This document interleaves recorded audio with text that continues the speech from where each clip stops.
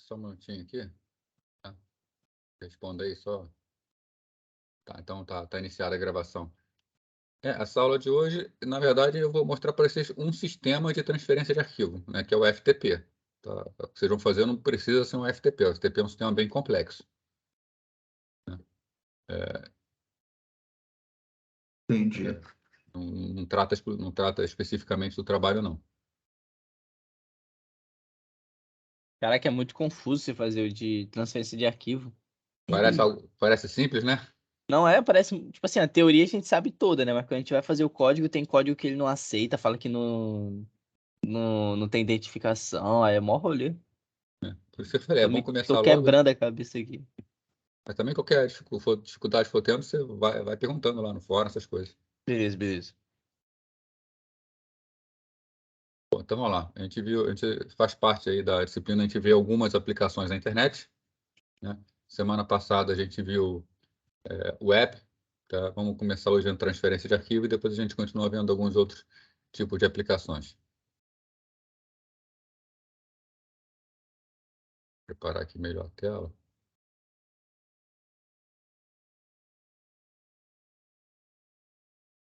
Bom, então, transferência de arquivo.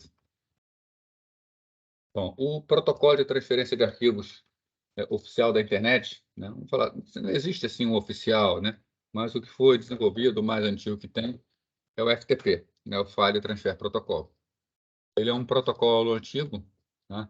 Ele trabalhava em conjunto com o Telnet, né? Lá no início das redes, quando a gente precisava acessar computadores remotos, principalmente acessar computadores de de grande porte não, supercomputadores. Nós tínhamos a figura de um computador, no qual nós queríamos executar uma determinada aplicação, e nós tínhamos uma máquina mais simples, né, que ia controlar aquele computador. O que a gente fazia? Normalmente a gente abre uma conexão FTP para transferência de arquivos, né? A gente faz a transferência dos dados que vão ser processados para esse computador, abre uma conexão de terminal virtual, uma conexão, um protocolo conhecido como Telnet, né? Emite comandos como se estivesse executando direto no computador e, ao final, usa o FTP para buscar o resultado do processamento de volta. Tá? O FTP não é só para isso, né? O FTP é um protocolo geral de transferência de arquivos, né? Muito utilizado em conjunto com navegadores também. Então, você vai normalmente fazer o download de um driver. Você entra na página de um fabricante desse driver, abre a página, escolhe qual driver que você quer e manda fazer o download desse driver. Ou então entra num distribuidor de software, um distribuidor de um banco de dados, por exemplo. Você faz conexão com ele, pega a versão que você quer, faz o download, né? Então, existem várias formas de fazer o download. Uma delas é o FTP, né, que foi criado Professor, especificamente para isso. Oi. acesso remoto é qual protocolo? Depende, né? O Windows, por exemplo, usa o RDP. Né? O Vixe, nem Linux. sabia que tinha isso. Oi? O Windows? RDP? É Remote Desktop Protocol. Então é um protocolo que já serve para isso. Você abre, Entendi. uma janela exatamente como se fosse um desktop de um servidor, você abre na sua máquina. Você interage diretamente com ela. Entendi. Agora, o RDP ele só vem nos servidores, né? Você, como cliente, você conecta num RDP, mas para abrir uma máquina, só servidor da Microsoft vem com RDP. Mas fora isso, você tem vários outros. Você tem o Telnet antigo, né? Modo texto. Você tem também. Esse nome Tem o agora. SSH. Então, você tem SSH que é em modo texto, que você pode passar para ele o parâmetro "-x" maiúsculo, você puxa a Esse interface SSH não é gráfica. só uma chave de verificação? Não. Não, é conexão. Você deve estar confundindo com SSL. Acho que é. Tá, o SSH ele até usa o SSL para fazer a criptografia dele. Tem. Isso mesmo, confundi. SSL é criptografia. Isso. O SSH até faz a criptografia do tipo SSL também. Mas SSH é shell remoto. Né? Acho que é VNC Viewer. VNC Entendi. Viewer você tem um software que você pode abrir um desktop remoto na sua máquina. Né? Você tem mais completos, né? Como Caramba, deu falha agora na memória, estou esquecendo tudo quanto é nome. O que é gratuito, você fazer controle remoto de sessão. TeamViewer, tem O o Isso, N10. o TeamViewer, é um tipo de protocolo de terminal remoto. Né? Então, você tem vários aí. O nativo do Windows é o RDP. Quer dizer, que a Microsoft oferece nativamente. Tem algumas falhas de segurança, mas funciona. Bom, então, temos que o protocolo de transferência é o FTP, né? Navegadores, por exemplo, você pode também ter a opção de download por HTTP, tá? O próprio HTTP, que foi o protocolo que a gente viu semana passada, também é uma opção de transferência de arquivos, embora não tão especializado. Tá? E, né, tem uma frase aqui, né, que vocês devem até sentir no trabalho de vocês, né? Com protocolo de transporte fim a fim confiável, como o TCP, a transferência parece trivial, tá? Mas uma transferência mais completa, ela tem mais detalhes, tá? Você tem detalhes como autorização, denominação, representação entre máquinas heterogêneas, tá? Faz com que o protocolo se torne complexo, né? Por exemplo, o FTP, no momento de você fazer uma transferência de dados com FTP, você pode dizer se você quer fazer uma transferência binária ou textual, né? Se você quer fazer uma transferência binária, ele vai transferir bit a bit, sem nenhum tipo de interpretação. Ele não faz nenhum tipo de conversão. Agora, se você for fazer uma transferência textual, ele já vai fazer conversão entre os formatos de caracteres de um computador e de outro, para garantir que o texto chegue sem problemas, tá? Então, é um pouco mais do que uma simples transferência de arquivo, tá? E o esquema né? Você tem um usuário numa máquina, né? E você tem a interface do FTP com o usuário. Você tem na máquina o chamado cliente FTP, né? Que ele providencia a transferência de arquivos com o servidor FTP, né? O servidor está em contato com o sistema de arquivos remoto, o cliente FTP é a interface do usuário com o sistema de arquivo local. E aí você pode pedir transferência em qualquer dos sentidos, né? Ô, Normalmente professor, Oi. no meu trabalho eu tô definindo o tamanho desse, desse tamanho do protocolo, tamanho Aham, da mensagem, entendeu? aham. Você acha indicado fazer isso? Que eu vi um vídeo na internet do cara fazendo, aí eu acabei copiando dele, a ideia de limitar. Não, normalmente é como se faz, né? Que eu Você, botei, é que você bota lá define, size, e eu botei o tamanho que eu queria. isso. Até porque você vai ter um buffer limitado, né, para enviar para receber, né? Entendi, Então, entendi. Então tá certo, né? tá. Você tem uma mensagem desse grande, você quer mandar. Você define um tamanho menor, que você vai mandar em blocos, o que você faz? Você pega o arquivo e divide esse arquivo, né, no tamanho dessa mensagem. Então, você manda o primeiro pedaço do arquivo, manda o segundo pedaço, né? Você vai mandando o arquivo em partes, né? Entendi, entendi. Fatalmente, tá? Vai ser muito difícil acontecer diferente disso. A última parte do arquivo vai ser menor, né, do que aquilo que tudo que você pode mandar. O que que acontece? Aí eu aconselharia você ter no campo de cabeçalho da tua mensagem, você criar um cabeçalho e um dos campos ser quantos bytes você está transferindo. Entendi, entendi. É, Não, eu cons- mas no trabalho você pede, né, pra gente informar. Ou você então, quer que a gente informe pro usuário? não, para o usuário não precisa. Pro usuário precisa. Mas falando assim, na hora de você transferir, você vai dizer o tamanho da tua carga útil lá dentro, porque você pode estar o seu buffer é maior, mas você pode estar mandando Uhum, menos coisa. Então, para seu controle. entendi. Então, o FTP, você pode utilizá-la para enviar, tanto para enviar para o servidor, quanto para receber. O mais normal é o caminho de recebimento. Para você enviar, você tem que ter autorização do servidor para você poder colocar no repositório, tá? Tanto que quando se configura um servidor FTP, você pode configurar ele com usuário anônimo. O usuário anônimo normalmente só faz o download, né? Ou o upload para uma área muito específica, ou usuários do próprio sistema. Aí você tem esse usuário daqui, ele vai ter que ter uma conta naquele sistema para que ele possa fazer o envio, tá? Isso tudo é configurável no FTP. Então, o FTP oferece, né, além da transferência propriamente dita, né, o chamado acesso interativo, né? Com o FTP você entra numa pasta, você lista o conteúdo da pasta, você vê as permissões de arquivo. Então, você tem toda uma interação junto ao servidor, né? Inclusive no browser, o browser, ele, não sei se você sabe, ele é um cliente FTP, né? Lá no browser, quando você vai colocar uma pasta, você coloca o nome do site que você quer acessar, né? Ou na frente, normalmente, aparece, você bota lá HTTP, né? Ou HTTPS, tanto faz, né? Fazer a conexão segura, por exemplo, HTTPS, dois pontos, barra, barra, e o endereço, né?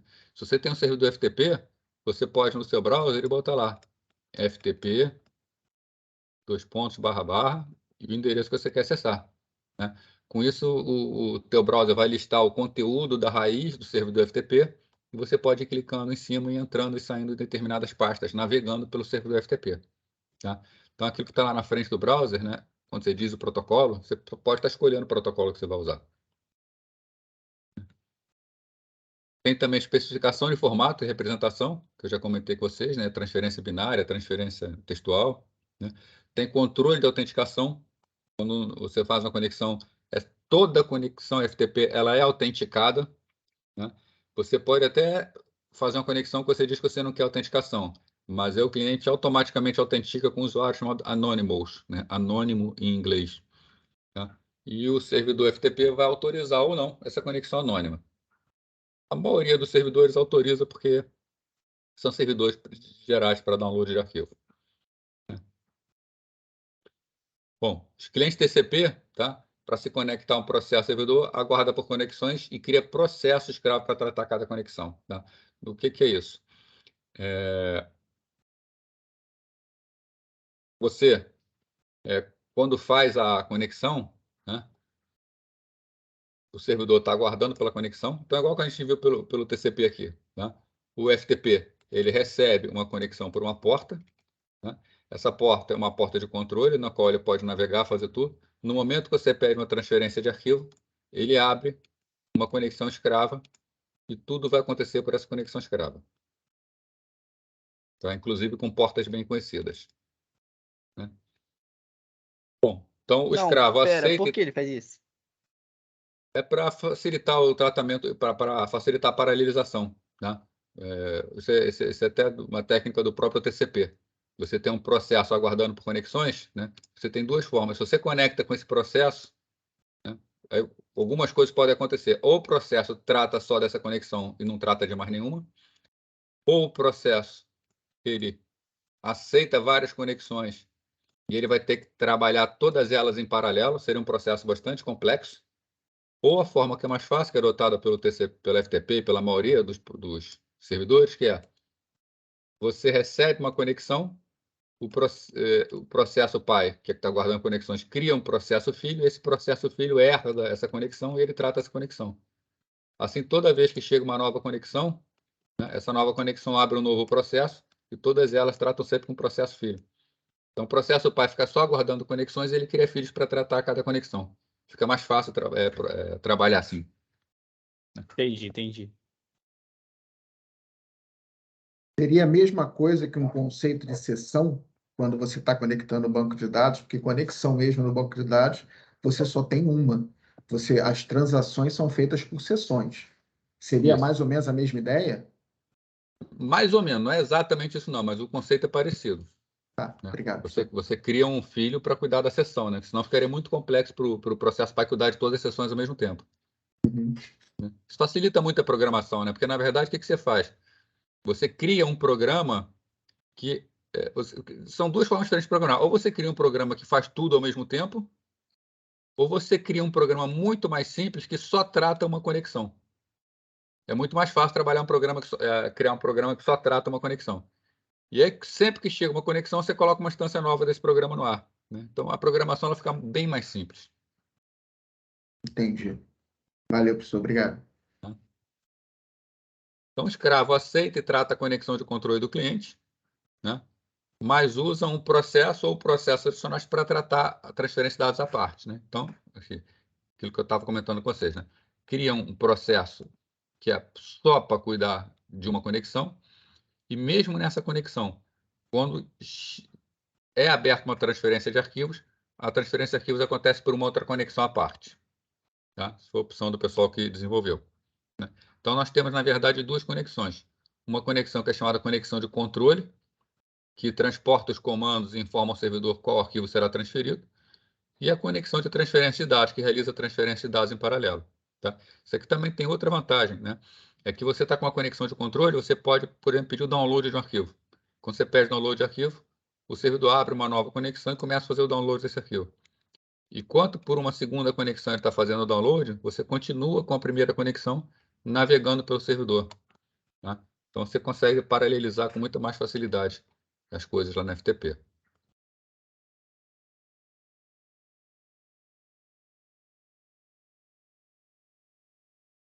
Bom, então, essas conexões de transferência de dados podem ser criadas dinamicamente. Né? Na verdade, cada vez que você solicita uma transferência de arquivo, seja upload ou seja download, ele abre uma nova conexão. Né? Mas durante toda a sua conexão, a conexão de controle ela persiste através da sua sessão. Né? Uma vez que a conexão de controle desaparece, a sessão é finalizada. Então, termina tudo. Né? Tá aqui uma figurinha. Né? Quando você conecta no servidor, você abre uma conexão de controle na porta 21 do TCP. Né? E toda vez que você pede uma transferência de dados, a conexão de transferência acontece pela porta 20 do TCP. Ô, professor, se eu meter aqui a porta 0, se a porta de padrão é 0, ela vai escolher automaticamente a 21 e a 20? Não, você está falando do que de porta padrão 0? Como assim? Não, que você não pode... 0 que seria default, né? Você botar... Você está falando no momento que você inicia o processo? É.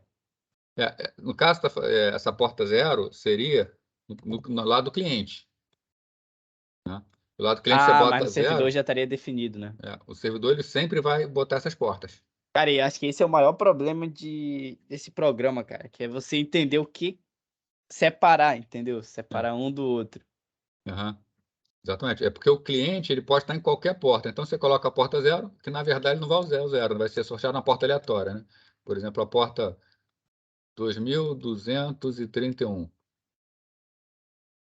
A porta do cliente é aleatória, tanto faz, pode ser qualquer uma. Mas o cliente ele vai sempre conectar no servidor na porta 21. Entendi. Né? E no momento, então o servidor tem que estar na porta 21. E a porta 20 também tem que estar disponível no servidor, porque quando for realizada a transferência de dados, o cliente vai abrir uma nova conexão na porta 20. Só para essa transferência. Ok. Na verdade, a FTP é isso aí, tá? Não tem muito mais o que conversar sobre ele. Né? Bom, correio eletrônico. Correio eletrônico já é um software bem mais complexo, né? E talvez a maior complexidade dele venha da idade dele. Ele é um sistema muito antigo e que ele foi feito numa época em que as redes eram confiáveis. Tá? Redes serem confiáveis, eu falo o seguinte: no passado nós tínhamos redes. E o que era uma rede no passado? Era um computador, né, que tinha um administrador, então um computador normalmente de grande porte. Esse computador tem terminais ligados a ele. E ele é ligado numa grande rede a outros grandes computadores. Né? Então, essa rede aqui, no caso que estou desenhando, apesar de parecer uma rede Ethernet, vamos imaginar como se fosse uma internet da vida. Tá? Então, uma grande rede de grandes máquinas, todas elas com seus terminais. Né? Cada computador desse grande tinha um administrador, que tinha uma responsabilidade sobre a máquina. Né? Então, as contas eram todas bem comportadas. Então, se fulaninho quisesse usar e-mail num terminal aqui, ou até num computador ligado a esse computador maior, toda a configuração é feita na máquina principal por um administrador. Né? A realidade da rede mudou. Né? A realidade da rede agora passou a ser de máquinas pessoais ligadas à própria rede. Então, você com uma máquina pessoal, você consegue injetar diretamente informação na rede. Né? Nessa época, onde todos os terminais estavam submetidos ao computador, tá? Os programas SMTP eram programas instalados na máquina, né? Os programas de correio, tá? Todos os programas bem comportados, todos os programas que, vamos falar assim, usavam direito à rede. Tá? Com o advento das pequenas máquinas, qualquer um pode programar o que quiser, não existe uma responsabilidade. Tá? Quando eu falo que não existe uma responsabilidade, eu falo assim, mesmo, existem pessoas querendo tirar proveito, né? Num esquema anterior, onde eram máquinas centralizadas, eram pessoas que estavam interessadas no bom funcionamento da rede. Agora não, com pequenas máquinas, são pessoas interessadas em ganho pessoal. Né? E o correio, como ele foi concebido numa época em que você configurava e as máquinas confiavam umas nas outras. A nova realidade é que não pode confiar. Tá? Então, foram necessárias uma série de adaptações em cima do sistema de correio eletrônico para que ele pudesse continuar funcionando, para que ele sobrevivesse a essa nova realidade. Tá? Havia uma opção, né, que era acabar com todo o correio eletrônico de todo mundo e começar um novo sistema. Tá? Mas não optou-se por isso, optou-se por botar camadas de segurança em cima do correio eletrônico. Isso aí, obviamente, leva a uma complicação, porque ele tem todo um protocolo que foi feito para funcionar de uma forma e nós colocamos uma segurança em cima para dar um melhor funcionamento para ele. Bom, então como nasceu o sistema de correio eletrônico? Né? Os primeiros sistemas eram simplesmente formados por protocolos de transferência de arquivo. Tá? Então, basicamente, quando eu queria escrever um e-mail, eu chegava e criava um arquivo, texto, eu escrevi esse arquivo texto e tinha uma convenção. A primeira linha era o destinatário, então eu botava aqui na primeira linha do arquivo texto nome, arroba, localização. Né? E eu chamava um programa que ia transferir isso aqui. O que o programa fazia? Lia a primeira linha, sabia para quem eu queria transferir o arquivo e tomava todas as providências para que essa informação chegasse na máquina destinatária. Né? Bom, com o passar do tempo, começou-se a ver viu-se algumas limitações. Né? Primeira delas, o envio de mensagem para um grupo de pessoas não era conveniente. Como fazer para enviar para um grupo de pessoas? Tá? Uma solução que foi adotada, né, foi modificar a forma do cabeçalho. Em vez de eu botar um nome de uma pessoa aqui, eu tenho a opção, né? Eu posso botar alguns nomes, pulo uma linha em branco, depois começa o texto. Então, o sistema modificado ele poderia ler destinatários até encontrar uma linha em branco. Né? Ou, em vez de eu botar o nome do destinatário, eu colocaria um endereço de uma lista. E aí o sistema ia consultar essa lista e fazer a transferência para todos da lista. Tá? Uma outra limitação, que essa foi bem mais forte, é que as mensagens não tinham estrutura interna. Né? Isso dificultava o processamento da mensagem. Né?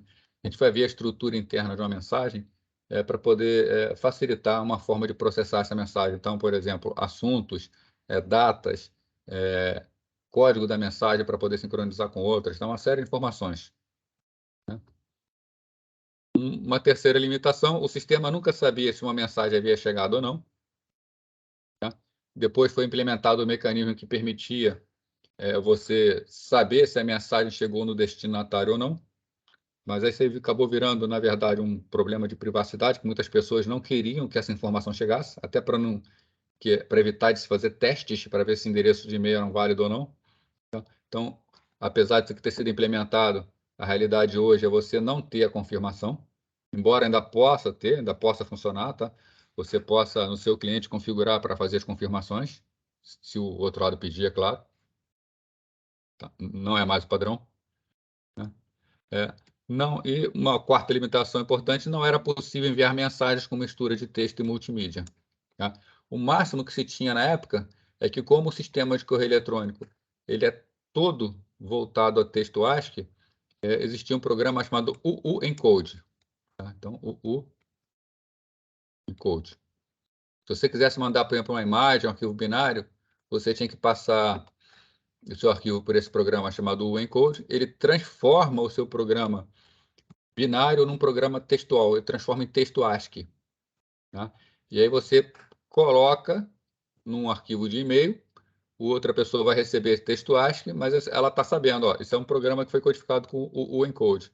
Aí o cara do outro lado usa o decode. Tá? O decode ele faz o contrário. Ele pega o programa que está em texto ASCII e transforma em binário. Obviamente o programa cresce. Né? Se o programa binário tem um determinado tamanho, quando vira ASCII tem outro tamanho, por causa de conjuntos. Né? A quantidade de conjuntos de caracteres binários, o conjunto de caracteres binários é bem maior que o conjunto de caracteres ASCII. Então tem que ter feito algum tipo de mapeamento redundante. Né? Hoje em dia a gente já consegue fazer a mistura facilitada. Né? Por quê? Por causa dessa estrutura interna. Como a mensagem tem hoje em dia uma estrutura interna, a gente consegue estruturar e dizer para ela, né, o que é texto, o que é multimídia, o que são as várias partes da mensagem. Bom, então, em 1982, né, as propostas de sistema eletrônico, de correio eletrônico da ARPANET foram publicadas, né? Foram o RFC 821 e o RFC 822. Tá? Eles já foram atualizados, claro, né, são de 1982, tá?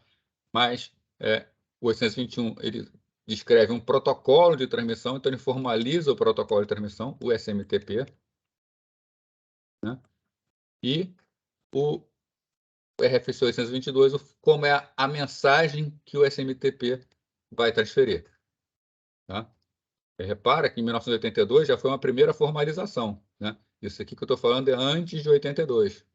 Né? Em 82 já começou-se a visualizar que esse tipo de problema podia acontecer. Bom, nós temos 3 componentes principais no sistema de correio eletrônico. Né? O que a gente chama de agente usuário, o que a gente chama de servidores de correio e o protocolo SMTP, que é o Simple Mail Transfer Protocol. Tá? E de Simple, né? Simple em inglês é simples, vocês podem imaginar que só tem o nome. Tá? Então, basicamente, a estrutura é, você como usuário, tá? Você tem um agente usuário. Né? Normalmente um programinha que você usa, um Outlook, um Thunderbird. Hoje em dia, o webmail está muito forte. Né? Então, pouca gente usa um agente usuário. Tá? Mas algumas pessoas ainda usam, por exemplo, em celular, né? Um cliente de e-mail do celular. Tá? Lá, por exemplo, o cliente do Gmail. Ele é o que a gente chama de agente usuário. O agente usuário é aquele que interage diretamente com o usuário. Tá? E aí você tem o servidor de correio. Né? Então, vamos imaginar que eu tenho uma conta no servidor de correio do Gmail, tá? E vou transferir uma conta para o servidor de e-mail de alguém que está lá no Hotmail. Tá? Então, eu tenho o meu agente usuário e eu tenho o meu servidor de correio eletrônico. A outra pessoa tem o agente usuário dela e tem o servidor de correio eletrônico dela. Né? O meu agente usuário ele só fala com o meu servidor de correio eletrônico. Se eu preciso mandar uma mensagem para outro usuário, o que eu tenho que fazer? Né? O meu agente de usuário vai enviar uma mensagem para o servidor de correio eletrônico. Né? Aqui está sendo utilizado também o protocolo SMTP. Tá? Então, SMTP é o protocolo para envio. Né? O meu servidor de correio eletrônico vai entrar em contato e transferir a minha mensagem para o servidor de correio eletrônico do destinatário. Né? Quando chega lá, ele não entrega para o agente usuário. Tá? Até porque ninguém garante que o agente usuário vai estar ativo no momento. Quando a mensagem chega por SMTP, ele simplesmente guarda numa caixa de correio eletrônico daquele usuário. Tá? Então, vai para o mailbox do usuário. Né?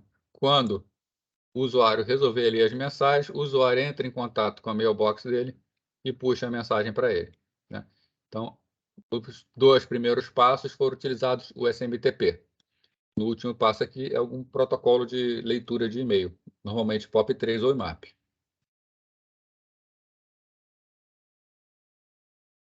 Bom, então, agente usuário permite que o usuário leia, responda, encaminhe, salve e componha as mensagens. Então, agente usuário é aquela interface que a gente cria o nosso e-mail, que a gente lê o nosso e-mail, vê o anexo. Tá? Então, toda a interação que a gente faz com as nossas mensagens. Né? Quando ela é composta, o agente usuário envia para o servidor de correio, conforme a gente viu, que faz chegar até o destinatário. Né? E para ler uma mensagem, o agente do usuário busca a mensagem está faltando aqui, né? Em uma caixa de correio.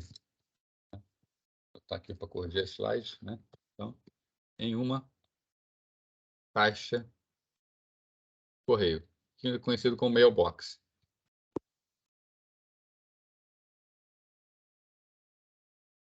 Bom, os servidores de correio é quem forma o núcleo da infraestrutura de e-mail. Tá? Tudo vai acontecer por intermédio deles. Para isso, cada destinatário tem uma caixa postal localizada em um desses servidores. Né? A gente tem a nossa mailbox. Todo mundo possui sua própria mailbox. Né? Pelo menos uma. Né? Alguns tipos de servidores permitem que nós tenhamos mais de uma mailbox. Ou que essa mailbox sejam divididas em partes. Né? Uma mensagem típica inicia sua jornada no agente de usuário do remetente, que a gente fez na figura anterior. Né? Vai até seu servidor de correio, viaja até o servidor de correio destinatário e depositar na caixa postal. O SMTP, que é o protocolo que a gente vai ver, né? É o principal protocolo da camada de aplicação de correio da internet. Né? É um serviço confiável de transferências que usa o TCP, né? para transferir as mensagens. Então, isso aí quer dizer que, né, no nosso modelo da internet, nós temos a camada host rede, que usa rede local, então um protocolo específico, enquanto Ethernet, Wi-Fi. Tá? Na camada de rede, nós temos o IP. Para transferência de e-mail para o SMTP, o protocolo da camada de transporte é o TCP, então ele usa o TCP. Né? E na camada de aplicação é onde executa o SMTP. Então, o SMTP é encapsulado pelo TCP, que é encapsulado pelo IP, que é encapsulado por alguém na camada de enlace, onde acontece a transferência, pela camada física. Bom, quando um servidor de correio envia correspondência para outros, ele age como um cliente SMTP. Tá? Voltando na imagem anterior, tá? Esse aqui, né, esse aqui é o servidor de correio. Ele é servidor para esse agente de usuário.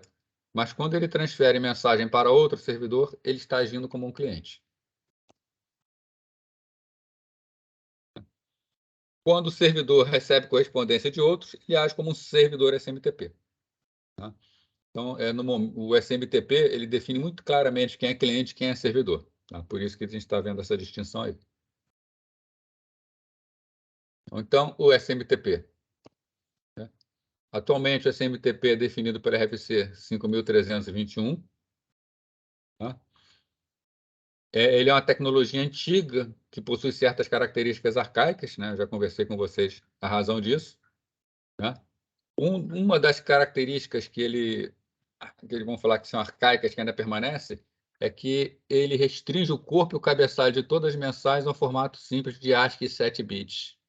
Né? Aí fala assim, ASCII não tem 8 bits? Né? O código ASCII não tem 8 bits? Na verdade, não. Tá? 8 bits é o que a gente chama de ASCII estendido. Né? O ASCII original ele vai de 0 a 127. Tá? Ele é um código de 7 bits. E o SMTP ainda se baseia no antigo ASCII, o ASCII de 7 bits. A gente tem que hoje, na era da multimídia, né, essa restrição de 7 bits é bastante incômoda. Né? E toda a sua transferência tem que ser codificada. Né? Então, é exigido, por exemplo, que dados binários sejam codificados em ASCII. Tá?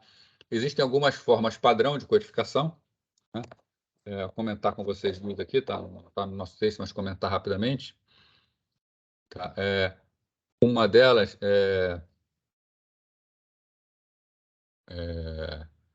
onde você utiliza para transferir, por exemplo, arquivos inteiros binários, tá? Mas a gente tem um problema. Tá? O e-mail ele só transfere arquivos ASCII. Né? Embora o sistema de e-mail seja baseado em ASCII de 7 bits, ele vai transmitir bytes. Tá? Então, a gente pode forçar um pouco a barra e pode mandar ASCII 8 bits, sem problema nenhum. Né? O desafio que a gente tem, nós precisamos transformar arquivos binários em arquivos texto. Tá? Como fazer isso? Vamos eleger alguns caracteres que podem ser utilizados como base para transferência. Então, quais são os caracteres que a gente vai usar do ASCII? Letra A até letra Z, minúsculo. Letra A até letra Z, Z maiúsculo. Né? Cada um desses conjuntos tem 26 símbolos. Né? Então, já temos aqui 54, isso, 52 símbolos. Né? Fora isso, nós temos do 0 ao 9. Temos 10 símbolos. Né? Para ficar... Então, aqui nós já temos 62 símbolos. Para ficar um múltiplo de 2, 64, precisaríamos de mais 2 símbolos. Tá? Então, foi utilizado o símbolo mais. Né? E está me dando um branco agora, se não me engano, é a barra, tá? Que é o outro símbolo que é utilizado. Tá? Com isso, nós temos mais 2 símbolos. Então, aqui nós temos o quê? Nós temos 64 símbolos. Então, cada tipo de caractere, cada informação enviada por e-mail, nós conseguimos codificar 64. 64 é o quê? né? 2 elevado a 6. Né? Então, com 64 símbolos, nós conseguimos enviar 6 bits. Qual é a codificação que o e-mail faz? O e-mail ele pega 8 bits binários. Tem 8 aqui? 1, 2, 3, 4, 5, 6, 7. Pega 8 bits binários e ele consegue codificar desses 8 bits, 6 bits ele consegue codificar nessa codificação aqui de 64 bits. Né? O que significa que ficam faltando 2 bits ainda para codificar. O que ele faz? Ele pega mais 8, os próximos 8 bits. Né? E esses próximos 8 bits ele pega os 2 que ficaram faltando e mais 4. Né? Com isso ele consegue mandar mais um caractere daquele tipo. Então ele pega mais um conjunto de 8 bits, mais 4, mais 2, consegue mandar outro. E o próximo conjunto tem 6 bits. Então, para fazer uma transferência binária, ele pega grupos de 3 bytes binários, né, e codifica ele em 4 símbolos ASCII. Opa, 3, 4. Então, ele pega 3 binários e codifica em 4 ASCII. Então, quer dizer que a cada 3 bytes, ele vai enviar, na verdade, 4 bytes. Como nós temos 64 bits, isso aqui é uma codificação conhecida como codificação base 20, base 64. Tá? Então, code base 64. Né? Com isso, a gente consegue transferir qualquer arquivo binário, transformando ele em ASCII. Né? No destino é feito o processo inverso. Né? Tem a tabelinha de conversão. Né? Então, o que está dizendo? Se eu transfiro um arquivo de 300 MB, vamos supor, eu quero transferir arquivo de 300 MB. Se eu transfiro ele por FTP, né? Se eu abro uma conexão FTP com um amigo meu e faço a transferência por FTP, quantos bytes serão transferidos? Passará pela minha rede 300 MB. Se eu quero transferir esse mesmo arquivo, né, supondo, né, que uma caixa de e-mail aguentasse 300 MB por e-mail, né, quantos deles serão transferidos? Como cada 3 bytes viram 4, efetivamente seriam transferidos 400 MB. Né? Indo para algo mais real, né, se você tem uma mensagem de 3 MB, um binário, significa que na sua caixa postal essa mensagem está ocupando 4 MB. Ou seja, você está crescendo a sua mensagem, quando você envia binários por e-mail, em 33%. Tá? Por isso que não é muito recomendado transferência de arquivos grandes por e-mail. Tá? Você vai consumir espaço extra. Um outro tipo de codificação que existe é a codificação quando você manda uma mensagem que não é toda ASCII. Né? Vamos imaginar que eu vou mandar um texto todo em inglês. Eu escrevi o texto todo em inglês. Em inglês é todo ASCII. Aí, beleza, o texto é todo. Aí eu vou assinar no final. Né? Aí meu nome tem acento. Aí eu assino no final. Fábio. O único caractere que não é ASCII na mensagem é o A que é acentuado. Né? Eu vou codificar toda a mensagem base 64 por causa de um caractere? Ou mesmo que seja em português, vou codificar toda a mensagem por causa de alguns poucos caracteres? Não. Né? Aí tem uma outra codificação no qual ela substitui apenas esses caracteres. Né? No caso, a codificação, talvez você já tenha visto alguns erros de codificação desse, ficaria assim, F igual um valor hexadecimal que corresponde ao A acentuado, 1000. Né? Então, sempre que aparecer o símbolo de igual, significa que do lado vem o código que representa aquele caractere. Se for o próprio caractere igual, né, vai ter que aparecer o código do igual. Tá? Então, existem alguns tipos de codificação, essas são as principais.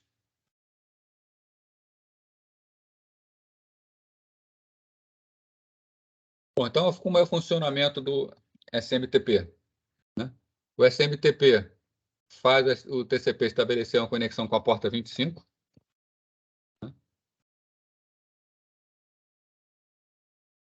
Porta 25 do SMTP. Né? Está na porta 25 do TCP. Então, todo servidor SMTP aguarda por conexões na porta 25. Né? Aí podem falar assim, mas eu já vi servidor SMTP aguardando em outras portas, 465. Né? Aí é quando é um outro protocolo, que é uma extensão do SMTP, que é o SMTPS, cujo funcionamento é exatamente igual ao do SMTP. Tá? A única diferença é que tudo passa criptografado. Né? Então, é uma outra porta para uma conexão criptografada. Né? Cadê meu mouse? Tá. Se o servidor, tá, não estiver em funcionamento, o cliente tenta novamente mais tarde. Então, o cliente de e-mail, né, tenta periodicamente enviar mensagem ao servidor. É muito raro um servidor de e-mail não estar disponível no momento. Tá? Mas é comum ele dizer que não está. Né? Por que isso? A briga hoje em dia dos servidores de e-mail é contra spams. A spam é uma praga, né? A grande maioria dos e-mails na internet são spam. Tá? Então, como funciona um sistema de spam? Um sistema de spam ele quer mandar muitas mensagens ao mesmo tempo. Tá? Ele quer ter uma demanda muito grande de mensagens. Isso dificulta, por parte do software de spam, ter um controle. Então, o que o software de spam faz? Ele sai disparando e-mails, tá? E esses e-mails ele tem que ser entregue rapidamente para o sistema de spam. E o servidor de e-mail faz o quê? Ele fica moroso de propósito, ele fica lento. Né? Quando ele recebe uma conexão de um desconhecido, de um outro servidor que ele não está acostumado a ter conexões, primeiro ele diz que ele não está no ar e nega a conexão.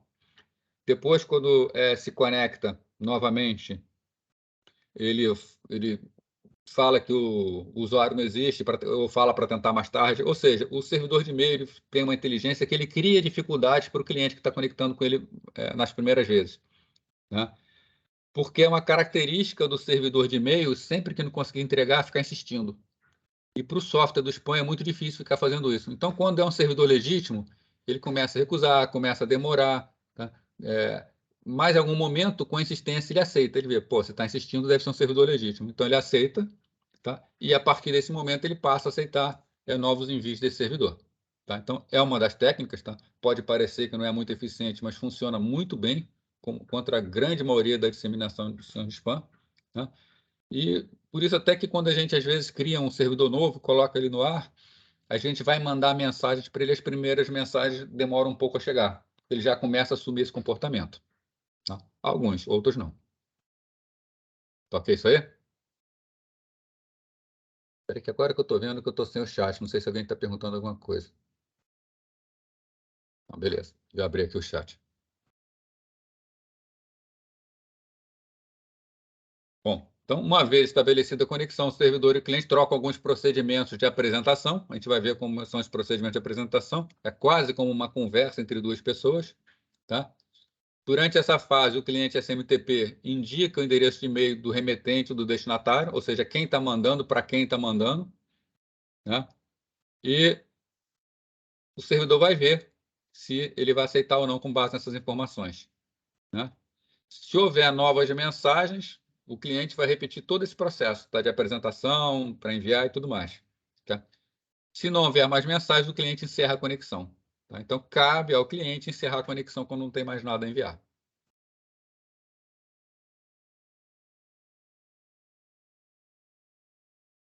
Bom, vamos começar a ver o formato da mensagem, depois a gente vai ver como é a conversa entre cliente e servidor. Quando a mensagem de e-mail é enviada, tá? Um cabeçalho contendo informações periféricas antecede o corpo da mensagem em si. Tá?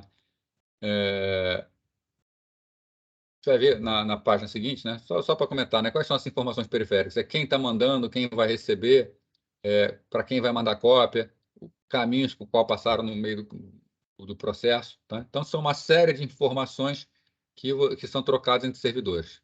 Tá? Essas linhas de cabeçalhos, elas são definidas no RFC 5322. Tá? Então, são os cabeçalhos obrigatórios que o sistema de correio eletrônico tem que aceitar. Tá? As linhas de cabeçalho do corpo da mensagem são separadas por linha em branco. Tá? Linhas de cabeçalho, elas dizem respeito àquelas informações que são trocadas entre servidores. Né? Vou botar aqui um desenho. Né? Então, qual é o esquema? Você tem o seu agente usuário, né? Que é onde você compõe a sua mensagem. Ele envia a mensagem para um servidor. Esse servidor envia a mensagem para outro servidor. Esse outro servidor coloca numa mailbox. Né? O cliente do outro lado vai na mailbox e pega essa mensagem. Né? Essas linhas de cabeçalho, né, dizem respeito às informações que são trocadas entre servidores. Então, as linhas de cabeçalho interessam aqui aos servidores. Mas elas chegam também até o cliente final para ele poder saber o que aconteceu no meio do caminho. Tá? Já as linhas do corpo da mensagem, que também tem seus cabeçalhos, tá? São aquelas linhas que interessam aos agentes usuários. Tá? Então, cada linha de cabeçalho contém um texto legível, constituindo uma palavra-chave seguida dos 2 pontos e um valor. Né? Por exemplo, from, 2 pontos, depois no valor. Né? Algumas palavras-chave são obrigatórias, outras são opcionais. Quais são os campos de cabeçalho mais comuns que a gente tem? Né? Tu. Né? Espera que eu pulei sem querer. Né? To, que é para quem será enviada a mensagem. Né? Então, quando eu boto um campo to, é para quem eu estou mandando. CC, né? Quem é o destinatário secundário, né? Ou seja, para quem vai cópia, como se fosse uma cópia. Né? Na prática, não tem diferença nenhuma de funcionamento se eu botar no to ou no CC. A mensagem chegará nos dois. BCC, né? É o Blind Carbon Copy, né? Cópia carbono cega, que quando eu coloco na mensagem, a mensagem vai para essa pessoa, mas os outros não sabem. Né? Então, bota aqui, por exemplo, para A, com cópia para B, e com cópia para C, e com BCC para C e para D. Né? A sabe que B recebeu. B sabe que A recebeu. Tá? Mas nenhum dos dois sabe sobre C e D. C sabe que A e B receberam, mas não sabe nada sobre D. D também sabe que A e B receberam, mas não sabe nada sobre C e D. Então, aqui é quando a gente não quer que saiba para quem foi cópia. Né? From, a pessoa que criou a mensagem. Tá? Então, o e-mail que criou a mensagem. Sender, endereço de correio eletrônico do remetente. Tá? Então, você tem como olhar a mensagem e saber quem realmente criou a mensagem. Né? Por exemplo, A mandou uma mensagem para B. Tá? From A, sender B. B pegou essa mensagem e encaminhou para C. Né? Nesse caso, quando B encaminha para C, from A, sender B. Né? Então, o sender, na verdade, é quem enviou a mensagem. Né? A cada servidor que a mensagem passa pelo meio do processo, tá? É colocada uma linha received. Então, você tem lá, normalmente, received, aí o nome do servidor, received, o nome do servidor, endereço IP. Né? Aí podem perguntar, só não passa por 2 servidores? Pode passar por vários servidores. Tá? Uma situação bastante típica assim, a mais comum. Tá? Você tem o seu cliente, você envia para o seu servidor.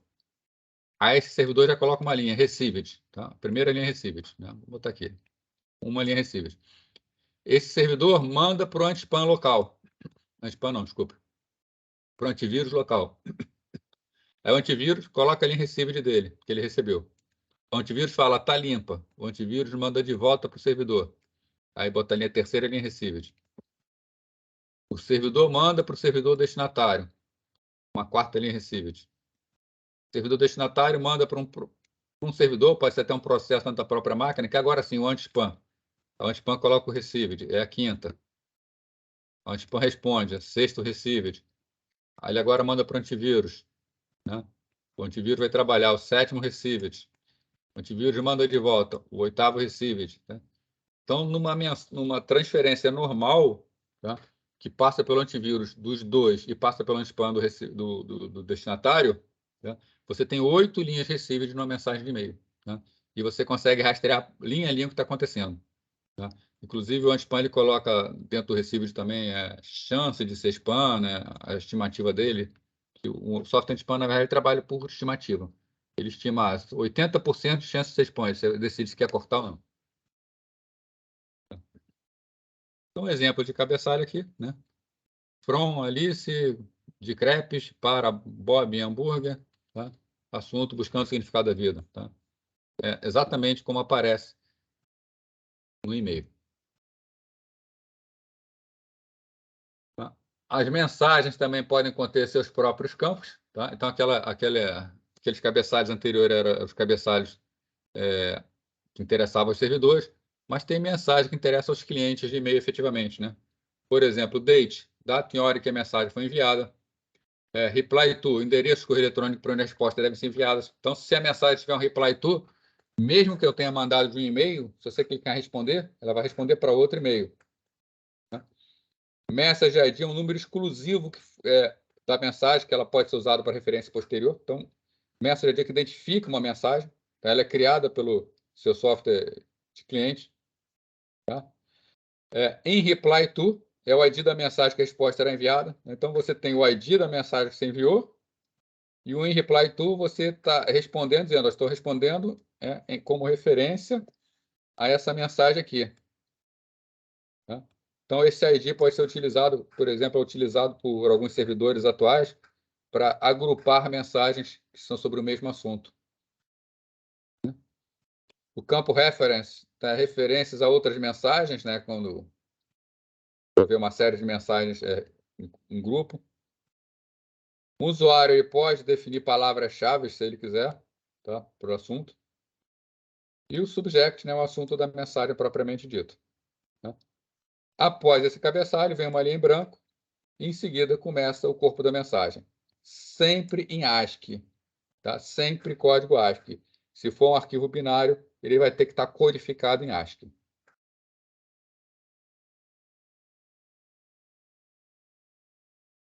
Bom, então, protocolo de acesso. Né? A gente já viu que quando o SMTP entrega uma mensagem ao servidor de correio do destino, então está aqui o servidor do destino, né? Ele recebe uma mensagem da rede, ele coloca, na verdade, numa mailbox, uma caixa postal. E o agente usuário, tá? Que a gente chama de UI, né? User Agent, tá? Precisa ir na mailbox buscar essa informação. Né?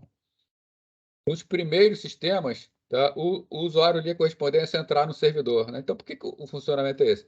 Você tinha o servidor, lembra que eu falei para vocês que os primeiros sistemas eram terminais ligados ao servidor? Então, como era terminal ligado ao servidor, quando o usuário sentava no terminal e fazia o login, ele já estava dentro do sistema, então ele já tinha acesso direto à caixa, era só ler a mensagem, não tinha dificuldade nenhuma. Tá? Hoje em dia, não. Hoje em dia, os usuários, quase a totalidade deles, estão numa máquina à parte. Então, ela não tem acesso ao sistema de arquivo do servidor para poder buscar diretamente. Né? Então, hoje em dia, está na arquitetura cliente-servidor. Né? Então, o usuário está executando o agente usuário local do PC, tá? E a sua caixa postal está armazenada no outro servidor. Né? Aí vem a pergunta. Né? Qual o caminho de uma mensagem? Né? Como é que faz? Né? Bom, então isso que a gente já viu, né? Quando compõe, manda por SMTP, o servidor coloca na caixa entrada, tá? E o cliente ele vai buscar por um protocolo específico para fazer a busca, né? Os protocolos mais usados são os protocolos POP3. POP3 é a abreviação de Post Office Protocol, versão 3, né? Post Office é correio em inglês, né? Então, protocolo de correio. O Post Office ele simplesmente faz o download dos e-mails todos. E uma versão diferente é o IMAP, né? Internet Mail Access Protocol, que permite a leitura do e-mail sem a necessidade de fazer o download. Né? Então, o POP3 faz o download, o IMAP ele não faz o download, ele lê diretamente no servidor. Né? Ambos fazem conexão com a caixa postal do usuário. Sobre o POP3. O POP3 ele é descrito pela RFC 1939.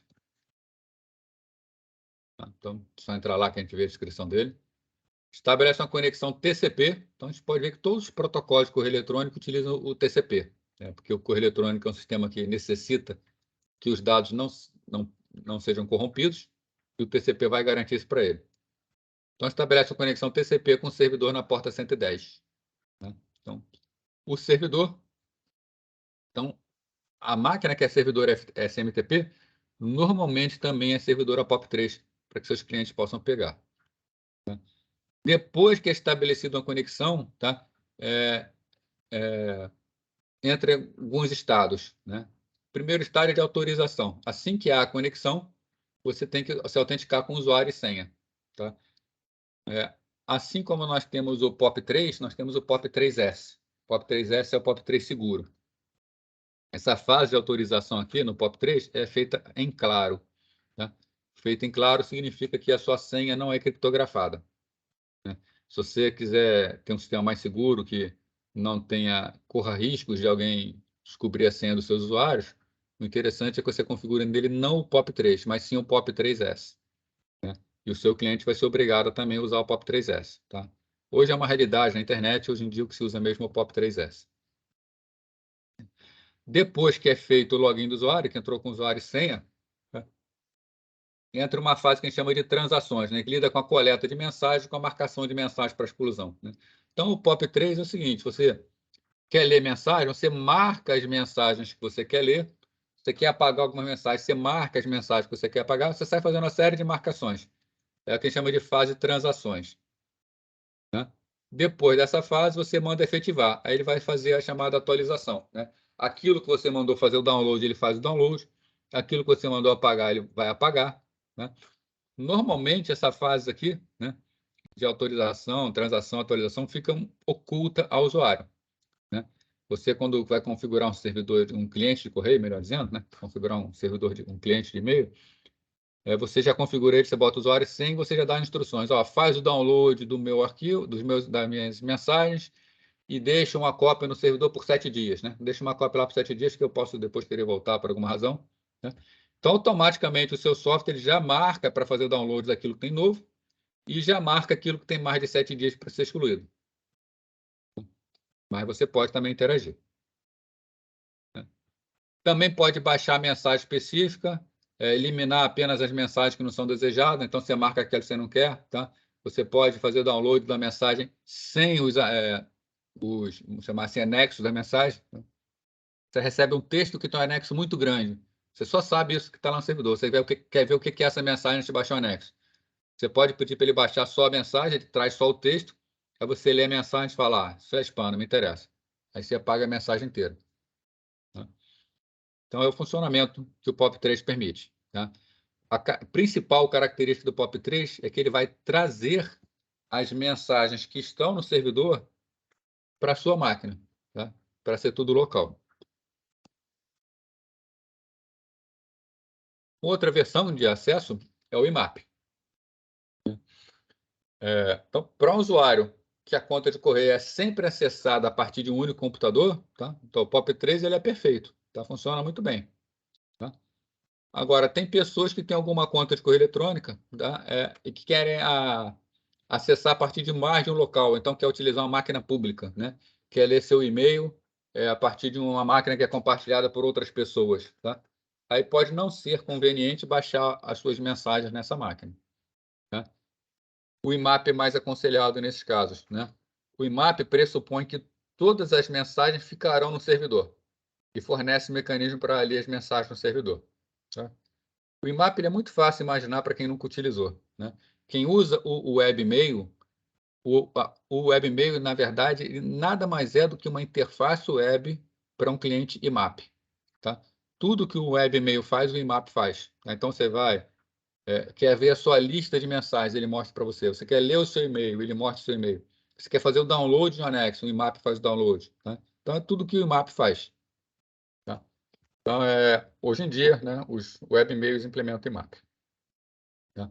Inclusive, a gente pode definir no IMAP, a gente pode criar caixas. Né? Conforme as mensagens vão chegando na nossa caixa de entrada, a gente pode criar novas caixas e espalhando essas mensagens por essas caixas. O IMAP administra todas essas caixas no próprio servidor. Então, as caixas que nós criamos, elas são criadas no próprio servidor, que administra o IMAP. Né? Ao contrário do POP3, o IMAP não copia as mensagens para a caixa pessoal. Tá? O IMAP aguarda por conexões na porta 143 do TCP. SMTP, POP3, IMAP, todos eles são protocolos que trafegam tudo em claro. Né? Então, para cada um deles existe a versão com S no final. Nós temos o SMTPS, que trabalha com conexões criptografadas. Temos o POP3S, temos o IMAP3S, que trabalham com conexões criptografadas. Então, se preserva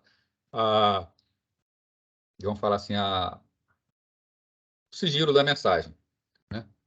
E com um detalhe, as conexões criptografadas, né, não pensem que a mensagem de vocês está segura porque vocês estão usando um servidor que tem POP3S, MAPS e SMTPS. Essa criptografia é apenas para transferência entre equipamentos, tá? Então, se você tem uma mensagem e você está com o seu software aqui, conecta no servidor aqui, tá? O que acontece? Está em claro aqui, quando você conecta com SMTPS, trafega criptografado pela rede, mas o servidor decriptografa. E nas filas dele fica tudo em claro. Tá? Depois, na hora de enviar para outro servidor, se ele usar SMTPS também, o que vai acontecer?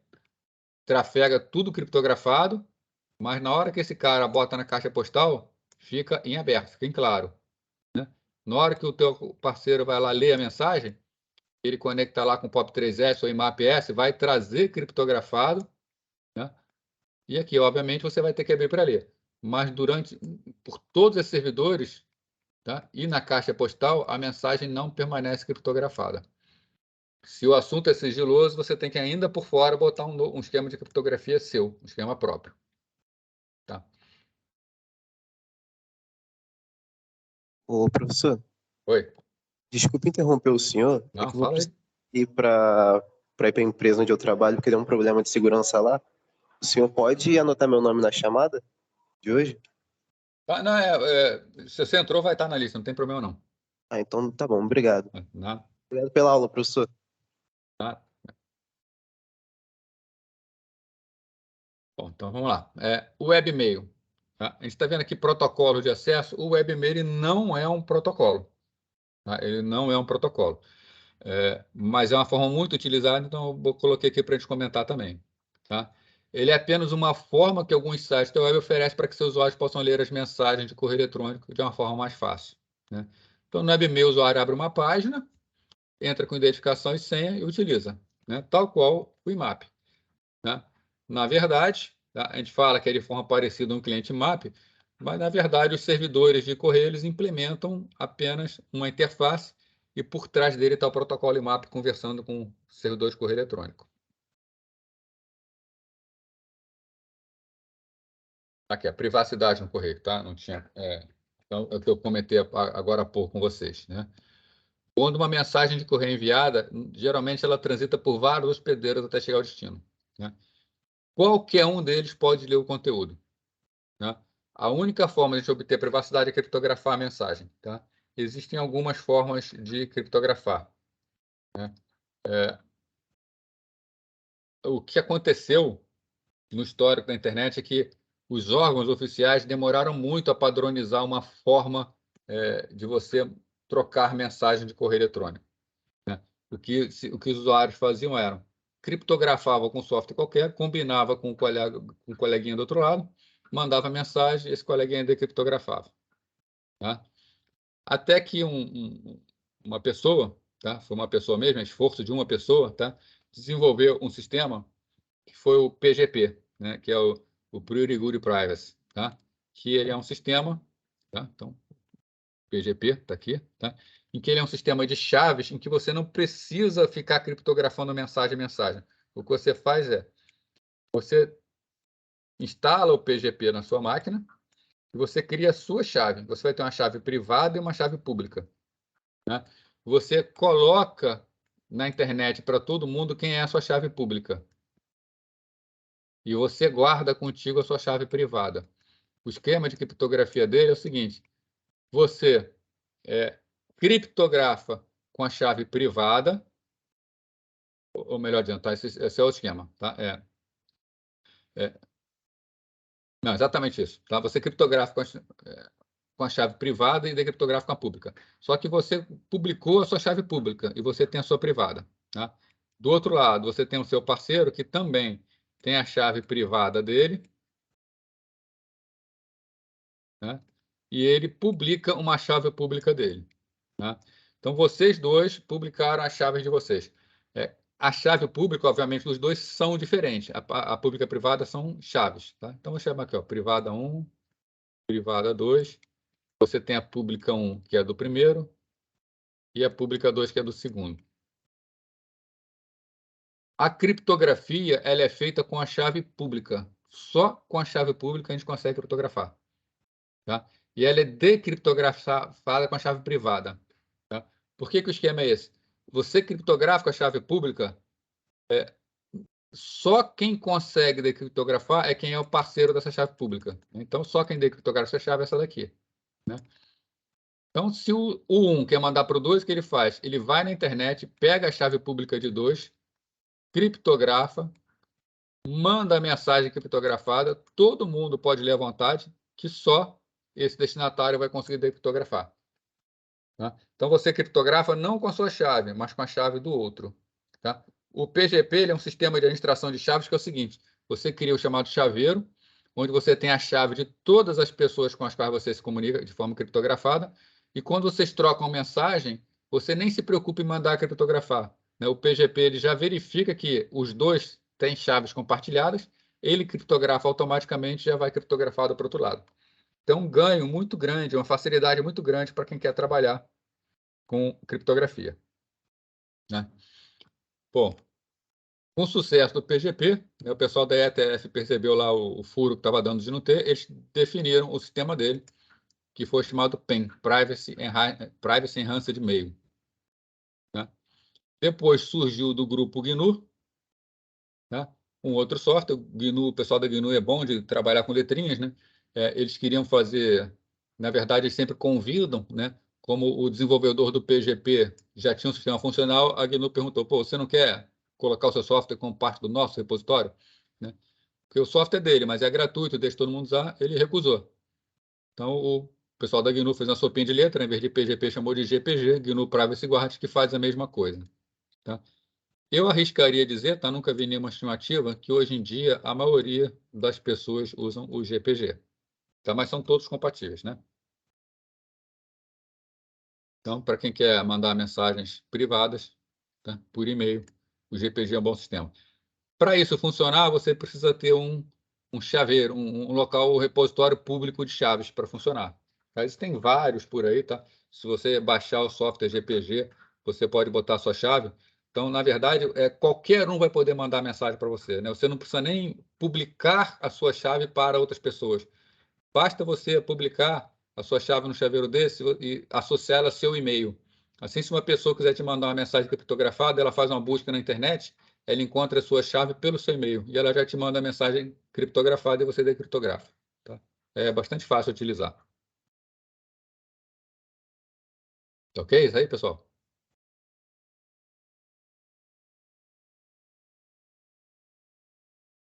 Aqui.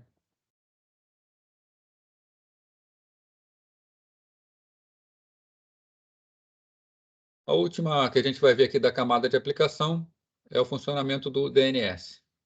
Né? O DNS é um sistema de domínios na internet, domínio de nomes na internet, cuja principal finalidade dele é traduzir nomes de máquinas em endereços IP. Bom, comunicação entre hospedeiros na internet ocorre por meio de endereços binários de rede. A gente até quando vê o endereço IP versão 4, a gente vê no formato bonitinho, do tipo 192.168.5.34, né? Mas isso, na verdade, aqui é apenas uma representação chamada representação decimal por pontos, tá? E o endereço IP, ele é, na verdade, um número de 4 bytes e ele é um número binário. Né? E é por intermédio desses números binários que as máquinas comunicam na rede. Isso é endereço IP versão 4. Né? IP versão 4, 32 bits. A gente vai ver IP versão 8, 128 bits. Desculpa, IP versão 6, 128 bits. Tá? Então, endereços maiores ainda. Né?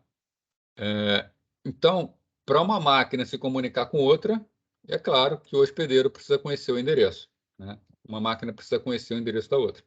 Quem vai passar esse endereço para as máquinas? O interessado. Né? Agora, o ser humano trabalha muito mais facilmente com nomes. Né? Se eu perguntar para vocês, por exemplo, qual é o servidor web da Veiga, tá? Todo mundo vai responder www.urva.br. Tá? É algo meio óbvio. E se eu perguntar qual é o endereço IP dele? Tá? Ninguém vai saber. Tá? Eu não sei. No máximo, talvez um administrador lá saiba. Ninguém guarda endereços IPs. Tá? Então, é muito mais fácil trabalhar com nomes. Tá? Então, o ser humano precisa trabalhar com nomes. Porém, máquinas trabalham com binários. Né?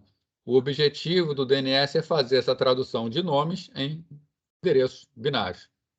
Né? Sem contar que, vamos supor que a gente anotasse todos os endereços que a gente precisa. Mudou o endereço IP, a gente tem que ser notificado. Né? Como notificar o mundo inteiro que nós mudamos? Né? É inviável. Então, para resolver essa questão que foi desenvolvido o DNS, né? Finalidade deles é a criação de um sistema de nome de forma hierárquica, baseado em domínios. Tá? Então, nós temos domínios DNS e uma hierarquia entre esses domínios. E sempre que é necessário acessar um hospedeiro, né, basta conhecer o nome do domínio e fazer uma consulta ao servidor DNS. O servidor DNS vai descobrir esse seu endereço. Bom, alguns serviços providos pelo DNS. Né? O mais conhecido deles, mapeamento de nome de hospedeiros nos endereços IPs. Né? Ou seja, eu dou o nome de uma máquina, ele descobre o endereço IP.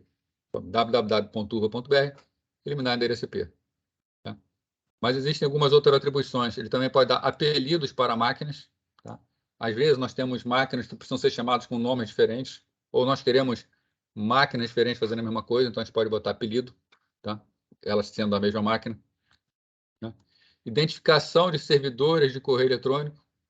Né? Quando eu faço, por exemplo, fulano@local.com.br. Quem é que responde por esse domínio local.com.br? Quem é o servidor de e-mail desse domínio? Né? Então, o servidor DNS tem que dizer como é estruturado esse domínio. Né?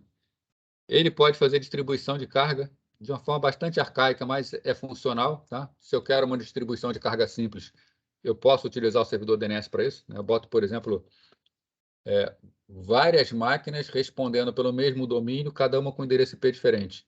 Eu cadastro todas elas no servidor DNS. O servidor DNS distribui a carga entre elas conforme as consultas acontecem. Tá? Tem formas melhores e que também são mais difíceis de trabalhar. Tá? Então, o DNS dá uma forma simplificada. Também oferece serviço de descoberta de nomes, né? Que é você entra com o endereço IP e o servidor DNS diz qual é o nome daquela máquina. Ou seja, é o contrário do mapeamento do nomes e endereços. Todos os protocolos que nós vimos até o momento eram baseados no TCP. Né? Já o DNS ele é um protocolo baseado no UDP. Tá? Ele oferece, então, funcionalidade UDP. O DNS é um protocolo bastante simples, onde você faz uma consulta e obtém uma resposta. Tá? Então, o cliente ele envia uma consulta, que é uma mensagem UDP, o servidor recebe essa mensagem UDP e responde ao cliente. Então, nesse esquema aqui, né? Cliente, servidor. Cliente envia uma consulta, que é bem pequena, é uma só, o servidor envia uma resposta para o cliente. Então, não tem a necessidade de ficar estabelecendo conexões, toda aquela complexidade que a gente viu do TCP, estabelecendo sessões entre as máquinas. Tá? Não é só a complexidade da programação. O TCP ele é um protocolo orientado a estado, então precisa alocar buffers no servidor. Tá? Então, requer um hardware mais sofisticado, requer mais memória. Tá? Então, se ele utiliza o DP, ele trabalha de uma forma mais simples. Né? Pergunta para vocês não estão usando o chat, vocês estão conseguindo utilizar? Ah, então sim, tá, o Vinícius até utilizou, tá? Estava com medo de não ter habilitado o chat. Não esquece aí. Bom, então, o cliente manda uma mensagem, o servidor responde. Né? O que acontece se o cliente manda uma mensagem, por exemplo, e se perde? Tá? Não vem a resposta do servidor. O cliente simplesmente envia a mensagem de novo, o servidor responde. Tá? Outra coisa pode acontecer, o cliente envia a mensagem e a resposta do servidor se perde. O que o cliente faz? Envia de novo, o servidor responde de novo. Tá? Então, a recuperação de erros no UDP é muito simples. Se o UDP faz uma consulta e não tem uma resposta, ele pede de novo. Então, não tem toda uma interatividade que seja prejudicada. Então, vale a pena para o DNS utilizar o UDP. Acaba sendo mais rápido. Tá? Então, como o UDP ele não garante a entrega dos dados no destino, cabe ao DNS garantir a comunicação confiável. Né? simplesmente enviando sempre que necessário. Né? E utiliza a porta 53 do UDP. Né? Obrigatório. Tá? Todo servidor DNS obrigatoriamente usa a porta 53 do UDP. Opcionalmente, os servidores DNS também podem aguardar por conexões na porta 53 do TCP. Tá? E o cliente pode resolver se ele quer usar ou não o protocolo TCP para isso. Tá? Mas o servidor e o cliente são obrigados a utilizar o UDP. O TCP é opcional. Tá? Quando eu falo obrigados ao UDP, é o seguinte, a gente tem que ter a opção do UDP. Se vocês quiserem usar o TCP e conseguirem ser felizes com o TCP conversando com o outro, sem problema nenhum. Não precisa do UDP. Mas tem que ter a disponibilidade disso. Então, o espaço de nomes do DNS. O espaço de nomes ele é dividido em domínios, tá? Que são estruturados em níveis. Tá? Então, aqui, ó, domínios. Nós temos domínios genéricos e domínios de países. Tá? E dentro desses domínios temos o primeiro nível, o segundo nível, o terceiro nível, o quarto nível. Tá? Então, o nível ele vai sendo dado pelos pontos no caminho do nome. Primeiro nível é estruturado em domínios genéricos e domínios de países. Né? Esses domínios genéricos, exemplos, com, edu, int, org, tá? Com, organizações comerciais, não importa em que país elas estão. Órgãos educacionais, tá? Da internet, organizações, ou de país mesmo, Brasil, Portugal, Japão, Argentina, tá? Por aí vai.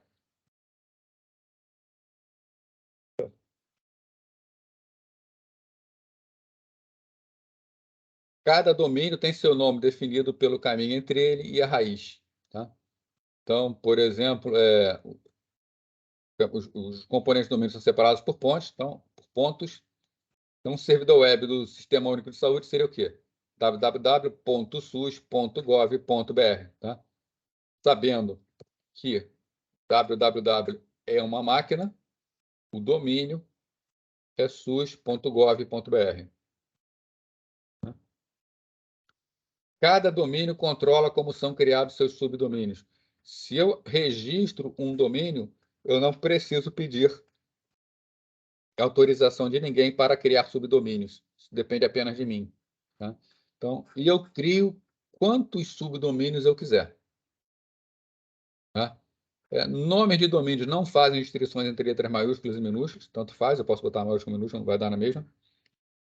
Nomes de componentes podem ter até 63 caracteres, então, entre um ponto e o outro, no máximo 63 caracteres. E nomes de domínios completos não podem exceder 255 caracteres.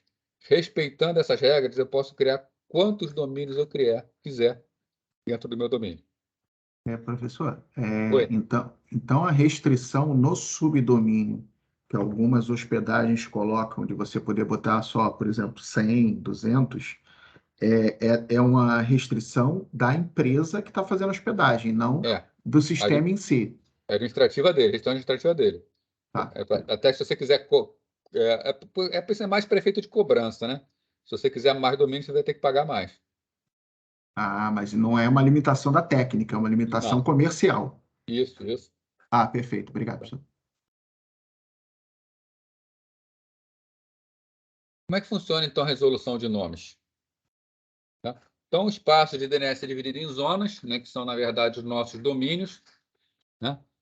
As zonas são independentes, possuem servidor de nomes principal e pelo menos um servidor de nome secundário. Né?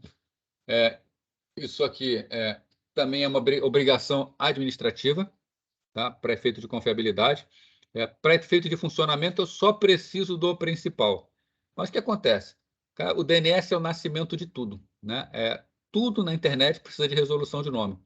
Então, se eu crio um domínio e eu boto um servidor DNS responsável por esse domínio, o que acontece se o meu servidor de DNS cai? Tá? Acabou tudo. Não adianta eu ter mais nada. Tá? Acaba o meu domínio.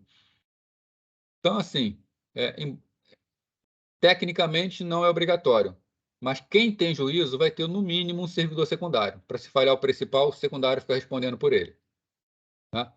E para você fazer registros em domínios assim, de níveis mais altos, por exemplo, você vai comprar um domínio. Comprar é bem a palavra, você vai registrar um domínio e vai pagar por ele. Na FAPESP, que é o responsável pelo domínio de primeiro nível no Brasil, né? Dentro do domínio com.br, por exemplo. Você será obrigado pela FAPESP a ter, no mínimo, um secundário. Tá? E eles testam. Você tem que estar com esse secundário funcionando. Se não estiver funcionando, eles vão dar em duro, dizendo que você tem que ter. Tá? E, obviamente, todos têm, né? Porque é algo muito simples de ser feito e você compromete muito, pode comprometer muito a funcionalidade do seu sistema se não tiver. Né? Então, o servidor de nome secundário responde pela zona em caso de falha do servidor nome principal. É basicamente só ir no principal e dizer que é um secundário, que eles fazem tudo sozinho. Para o funcionamento, cada cliente executa um software chamado Resolver. Né? Então, vamos lá. Você tem uma máquina, você tem o seu computador, né? Está aqui o seu computador, tem o seu navegador, e você tem o seu servidor DNS, o seu, tá? Do seu domínio. Está aqui, servidor DNS. Dentro do seu computador, tem um cliente DNS. Esse cliente DNS é o que a gente chama de resolver. Em português, solucionador, né? A maioria das pessoas chama de resolver mesmo. Uma aplicação quer resolver o nome. Por exemplo, eu tenho um navegador web. Eu quero acessar www.sus.gov.br. Essa solicitação, o meu navegador, ele não faz diretamente o servidor DNS, ele faz ao resolver. Né? Se eu tenho por exemplo, o Word, eu quero acessar uma imagem que está na internet. O Word vai fazer acesso. O Word precisa trazer o nome. O Word pede para o resolver. Né? É o resolver quem entra em contato com o servidor DNS. Tá? De forma que ele possa montar uma cache local para ficar resolvendo futuras solicitações. Até porque é algo bastante comum, né? Quando faz uma solicitação para um endereço, ter novas solicitações, né? Para o nome, melhor dizendo. Então, sempre que uma aplicação necessita resolver um nome, solicita que o solucionador local encontre o endereço. Esse solucionador repassará ao servidor DNS. Esse solucionador ele é um daemon do sistema operacional. Tá? É um processo especial do sistema operacional. Quais são os três principais componentes do DNS? Né? Um registro de recursos, que é armazenado num banco de dados distribuído. Né? Isso é o seguinte: cada servidor de DNS tem os seus registros, que são as máquinas que ele resolve, o endereço reverso, os seus mapeamentos de endereço de e-mail. Isso é o que a gente chama de registros, as informações do servidor de DNS. Os servidores de DNS trabalham consultando uns aos outros na internet, né? Criando o que a gente chama de um grande banco de dados distribuído, né? Já que cada parte da informação está num servidor diferente. Por isso que dizemos que é um banco de dados distribuído. Servidores de nome DNS responsáveis pela manutenção de zona específica, ou seja, os servidores primários e secundários que respondem por uma determinada zona, eles são responsáveis, são chamados servidores autoritativos, tá? E os solucionadores de DNS em execução dos clientes. Tá? São os três principais componentes. Quando um solucionador solicita a resolução de nomes, o que é feito? Né? O servidor DNS, que é responsável pela zona, resolve o nome solicitado e devolve ao solucionador. Tá? Ou seja, vou desenhar aqui. Né? O seu cliente, solucionador na máquina, pede uma consulta ao servidor DNS. Tá? Esse servidor DNS ele é o responsável pelo domínio. Ele vai e responde. Já que ele é responsável, ele sabe tudo do domínio, ele responde. Tá? Agora, se o servidor DNS não é o responsável, tá? Mas possui resolução em cache, ou seja, ele já resolveu para alguém antes, ele também responde à solicitação. Agora, se ele não é o responsável, ele não tem cache, ele não sabe como é esse mapeamento. O que ele vai fazer? Ele vai buscar, junto a outros servidores DNS, canetinha, essa solução. Tá? Então, ele vai perguntar para outros servidores DNS. Como é o funcionamento disso? Né? Vamos ver o seguinte, a gente está procurando resolver www.mec.gov.br. Né? Então, está aqui um computador do cliente e ele solicita a resolução para www.mac.br. Então, a primeira mensagem. Chegou no servidor. Vamos supor o seguinte, esse servidor acabou de ser configurado, acabou de ser montado. Ele não conhece nada, ele não tem nada em cache. Né? A única coisa que ele sabe é que todo servidor DNS, quando é configurado, ele é instalado, ele conhece os chamados servidores de nome raiz. Esse servidor de nome raiz ele resolve o primeiro nível apenas. Né? Bom, então ele vê, eu quero www.mac.gov.br, então eu preciso saber quem é o BR. Então ele faz uma consulta no servidor e ele vai querer saber quem é o BR. Né? O servidor de nome raiz vai responder dizendo quem é o servidor BR. Ele vai dizer, ó, pergunta para esse cara aqui que ele sabe resolver o domínio BR. Tá? Então, mandou uma segunda mensagem, a terceira foi a resposta. Agora que ele já sabe quem é o domínio BR, ele vai perguntar aqui, ó, uma quarta mensagem, quem é GovBR? O servidor de nome de BR vai falar assim, ó, quem responde por GovBR é esse cara aqui, pergunta para ele. Então, respondeu. Agora, o servidor DNS vai perguntar, quem é mac.gov.br? Aí o servidor GovBR vai falar, ó, o servidor DNS responsável por resolver Mac.gov.br é aquele cara lá. Então, respondeu. Agora que ele já sabe onde está o responsável pelo Mac.gov.br, ele pergunta e ele obtém a resposta. A máquina www.mac.gov.br possui essas informações, que ele manda para o servidor DNS. Depois que o servidor DNS fez isso tudo, ele responde para o solucionador, que responde para o cliente. Né? Obviamente que se uma próxima pergunta for quem é a máquina sus.gov.br, esse cara aqui ele já sabe, né? O servidor DNS já sabe quem é a máquina SUS, ele já vai perguntar direto para o servidor GovBR. Já sabe quem é SUS, não, já sabe quem é GovBR. Ele não passa pelos passos anteriores. Tudo que ele aprendeu aqui, ele guardou numa cache. Então agora ele só vai perguntar para a SUS quem é SUS GovBR dentro do GovBR. Então a cache vai facilitando o trabalho.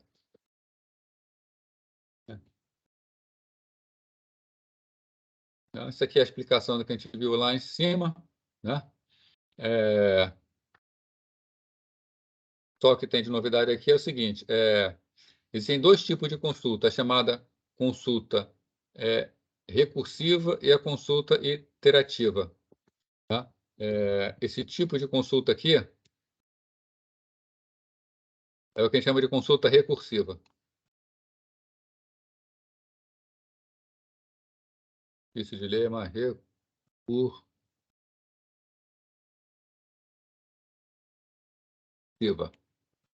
Tá? E a outra aqui é interativa. Tá? Iterativa. E consulta recursiva é aquela no qual você solicita uma informação, a informação já vem completa para você. Consulta iterativa é aquela na qual você precisa fazer uma série de consultas para obter a sua informação. Tá?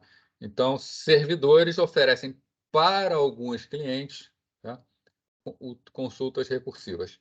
Tá? Você tem que configurar no servidor para quem que ele vai aceitar fazer consulta recursiva, senão pode ficar muito pesado o trabalho nele. Já vimos aqui. Bom, e sobre servidores de DNS de nome raiz? Tá? Os servidores raiz, esse que eu apontei aqui para vocês, tá? Que é o primeiro, é o início de tudo na internet. Né? É onde se iniciam as pesquisas de nome DNS. Né? Então, são servidores que já estão espalhados pelo mundo, já estão pré-configurados nos servidores DNS, tá? E a função deles é retornar os endereços dos servidores de primeiro nível. Tá? No total, nós temos 13 servidores raízes espalhados pelo mundo. Tá? Não precisa nem dizer que o tráfego neles é intenso, né? Já que todo servidor DNS no mundo pode começar por eles a consulta. Tá? Então, eles são o início do DNS. Se esses 13 falharem, acabou o DNS para o mundo. Né? Claro, isso nunca aconteceu, nunca vai acontecer. São máquinas super confiáveis, que estão em locais super confiáveis, que dificilmente vão dar problema. Tá? Pode acontecer de muitos e muitos anos um desses servidores precisar mudar o endereço IP. Mas quando um muda, tem os outros 12 e essa informação também propaga rápido. Então, cada um desses 13 servidores pode fazer consulta de qualquer nome raiz, Responde por consulta de qualquer raiz. como se fossem 13, um original e 12 espelhos, 12 clones. Seria isso? Exatamente. Ok. Todos eles têm a mesma informação. Isso tem que estar no lugar muito seguro, né? Porque 12 alvos é mole de derrubar, né? Se houver um. Mas são máquinas que estão o segurança toda voltada para elas, né, em grandes locais. Normalmente, para você derrubar um servidor DNS, você faz um ataque maciço contra eles, de forma que eles têm que responder a tanta coisas que É eles aquele acabam não ataque, conseguindo responder, né, é aquele para ataque DDoS, né? Além de tudo, além dessas máquinas terem uma inteligência, com uma proteção contra isso, para perceber que está acontecendo isso, também são máquinas com uma capacidade muito grande. Então, assim, vamos supor que o ataque passasse. Eu digo com você que ela, com facilidade, consegue resistir a um ataque desse, respondendo a todas as consultas. São grandes máquinas, realmente, com grande poder de processamento para o mundo não parar. Né? Tanto que, com certeza, já tentaram e nunca tivemos problemas com elas, né? Entendi. Valeu, professor.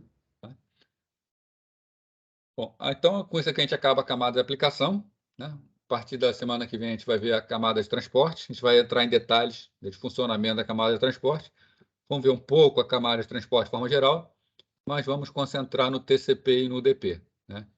Nos dois protocolos de transporte que tem disponível na internet para a gente.